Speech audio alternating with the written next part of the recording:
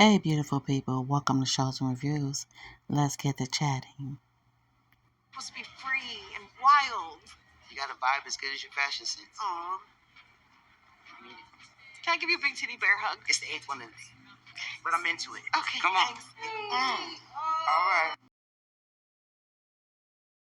Hey, beautiful people. Welcome to Shows and Reviews. And we are reviewing Survival of the Thickest. This is season 2, episode 2. Okay, so let's get into it.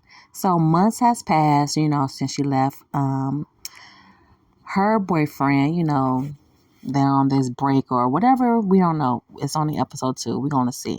So Mavis is back focused on her grind, okay? She's preparing for her first major event, the Afro Punk Festival, where she's promoting her fashion line, okay? And so she got her own booth at the event, and her two best friends, Khalil and Marley, is there helping her out, which is awesome. And the three of them are dressed in Afrocentric attire with bold African-inspired face paint, looking all fly, looking all good, and they're fully committed to bringing the energy and authenticity to represent Mavis fashion, okay? They are ready for this. Okay, so when we go into the scene, you will see soon that at the event, at the booth, they're passing out flyers, engaging with the people, and doing their best to promote her designs. Unfortunately, their booth is placed right near the porta potties, okay? But they make the best of it, and they keep the momentum going, and just keep it on. And then we have in the next scene where Marley is taking a break, okay? She's taking a cigar break or whatnot. And a woman is complimenting the scent because it reminds her of her childhood or whatnot. They spark up a conversation or whatnot. And then the woman gets called away on the stage. So I think she's somebody's of importance or whatnot. But we shall see. This is the beginning. Not for sure just yet. And so we back at the event, and Mavis spots Anderson .Paak, and she noticed that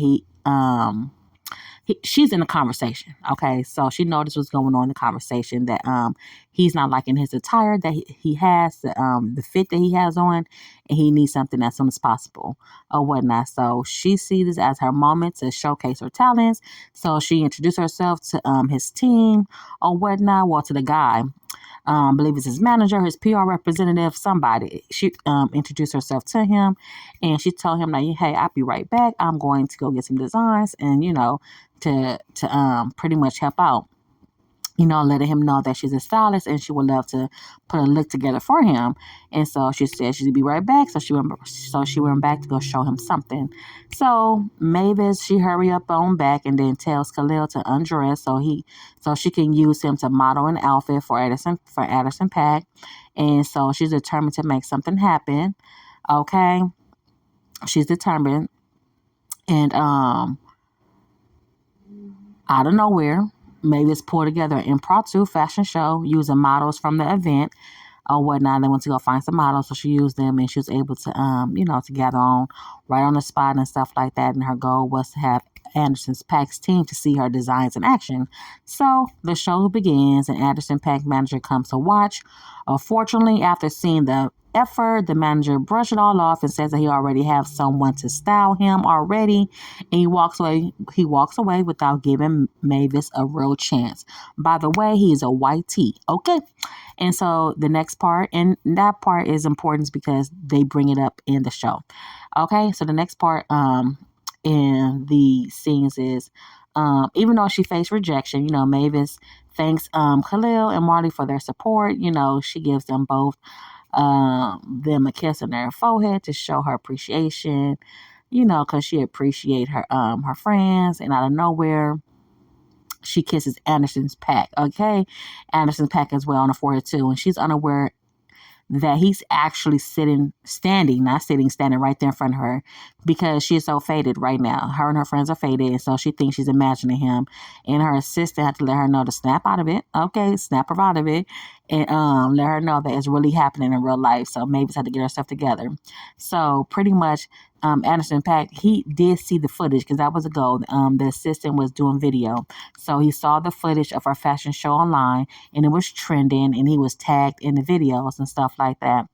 And he told Mavis that he likes her style and wants to work, and he wants her to work with him.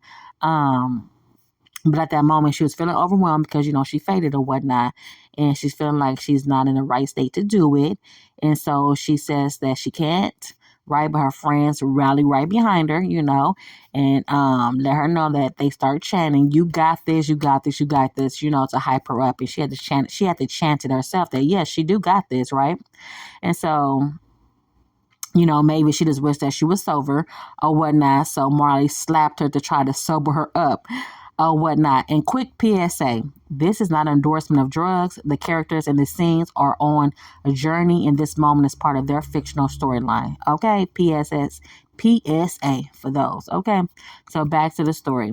So after Marley slapped her, Mavis tell her to slap the other cheek or whatnot of her face, and the first one helped, but the second one, Mavis said, felt kind of personal. They just being funny or whatnot.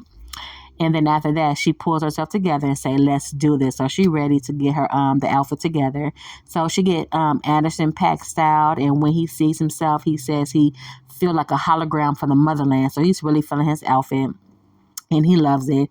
And even says he feels like what Wakanda might look like. So they do the Wakanda Forever pose together, still in the moment, still in the moment and stuff like that. And Mavis is really filled with pride, right now. She gives him a big hug and says that he give her a big titty hug. That was the clip y'all saw in the beginning or whatever. She's such a goofy like funny, not the goofy like dumb goofy. It's the funny goofy. She's goofy, she's funny or whatever. He let her know that was like the 8th hug, but y'all saw that in the first beginning of the clip or whatever. And then after that, Mavis talking to herself or whatnot, saying that, dang, he couldn't, that she was able to pull all that stuff off, and he didn't even know that she was faded. He was like, yes, he could tell that she was or whatnot. But it all worked out in the end or whatnot. And so, meanwhile, we have Khalil. He all spaced out, calling the days or whatnot. So he's on the dance floor dancing. Then he finds himself in a tent surrounded by beautiful women with fairy wings, and he started making out with someone. But it's unclear whether this is a dream or hallucinogen. Don't know. That's why PSA. Don't do it. You know what I'm saying? And then later on, the group is back at Mavis' place. Everyone is exhausted, but riding the high of a successful event. They are very happy that they did what they did.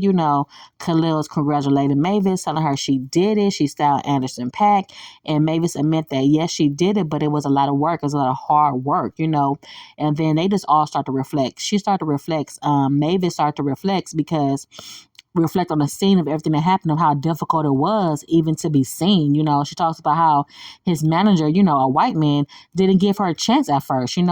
She's not saying things should come easy, but wonders why Black artists constantly have to work twice as hard just to prove themselves. You feel me? Like nobody sees that part, she says. And despite that, it's like, and then it's like, people are going to reach out to her because they see that she designed Anderson .Paak outfit or whatever, and they're going to want to pick her brain, see how she did it. But she jokes around and said that no one can pick her brain. She's tired, and she vents that the system is messed up, and that why they expected to be grateful for crumbs. That's what Khalil said. Like, white folks need to be grateful for crumbs, and why do you have to sit back and be unheard? Is what he said. Then Marley joins in expressing that not saying they, but just in general, we need to stop waiting for handouts, and that we need to take what belongs to us pretty much, and that how we still can get rich, she says. And then after that, Mavis finished the thought with saying, she ended the episode with generational wealth creates generational health, and dreams come true. Okay. At the Afro Punk. And the episode ends with Mavis dancing on the couch, twerking on the couch, but she's celebrating her big victory, twerking in pure joy. Okay. Thank y'all for tuning in to Shows and Reviews. Episode 3 coming soon. Enjoy.